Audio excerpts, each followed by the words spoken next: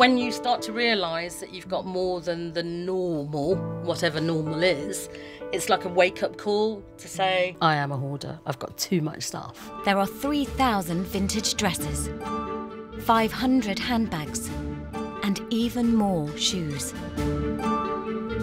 When you walk in through the front door, first thing that you'll see is obviously a complete mountain of bags, gloves, scarves, hats, wigs. We've got some wigs there. Then we've got kind of another pile of vintage clothing.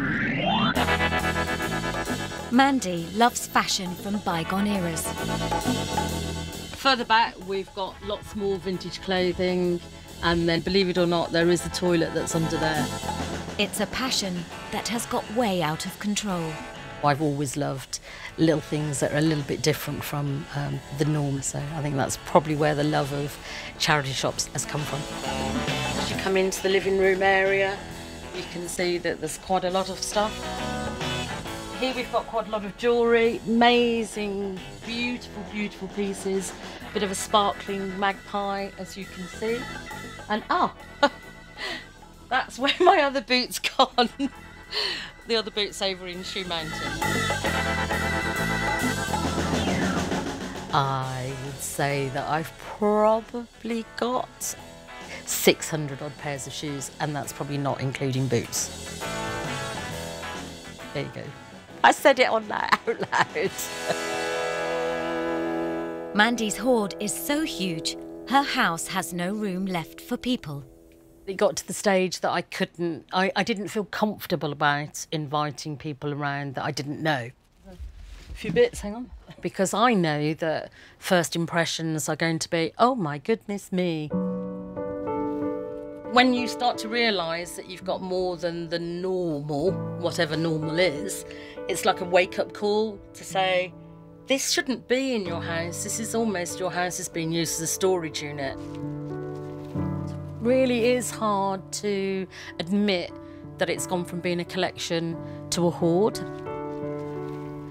When you actually finally say, yeah, okay, I am a hoarder, I've got too much stuff, and I can't live the lifestyle I want to while I still have all of this clothing around me. After years of being walled up, Mandy wants to make a change. I decided that with all of my hoard, there's no way I'm just going to be able to get rid of it. So I want to start selling it. Sell some of my handbags, some of my jewellery, some of the shoes. Her dream is to create an online business selling vintage clothes. This is a real turning point for me.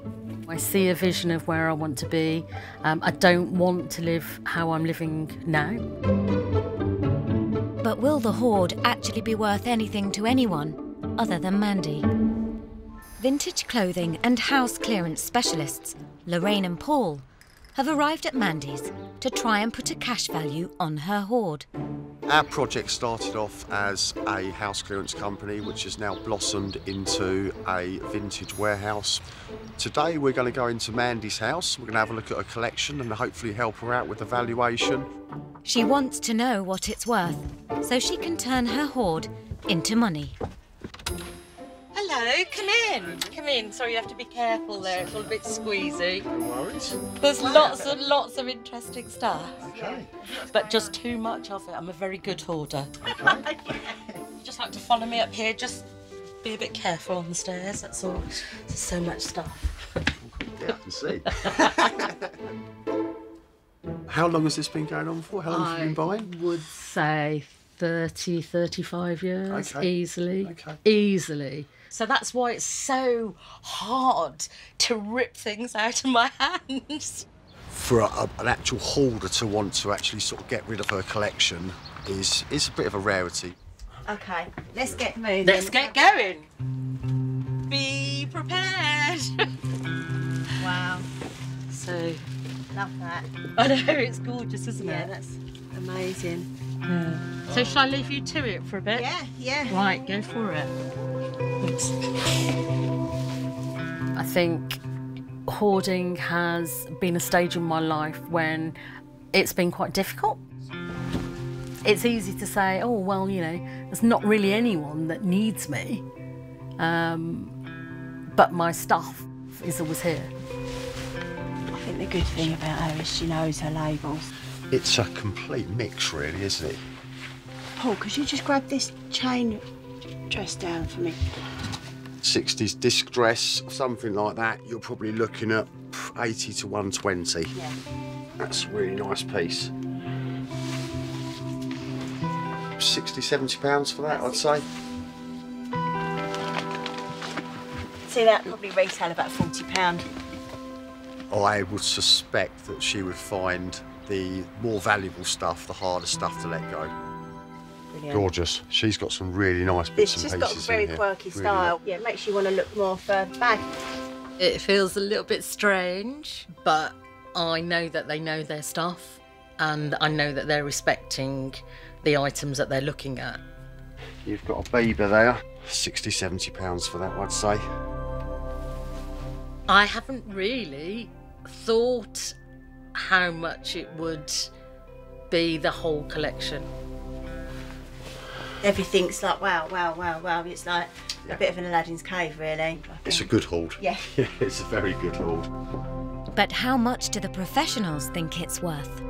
Hiya! Nice smiley faces. I'm taking that. That's a good thing. We've enjoyed ourselves. I was just going to say. Okay, so basically how we're going to break it down, the downstairs section, very good. You can sort of say £5,000 possibly down there. The top floor we're going to say is worth probably £15,000, and that's where the better bits and pieces were.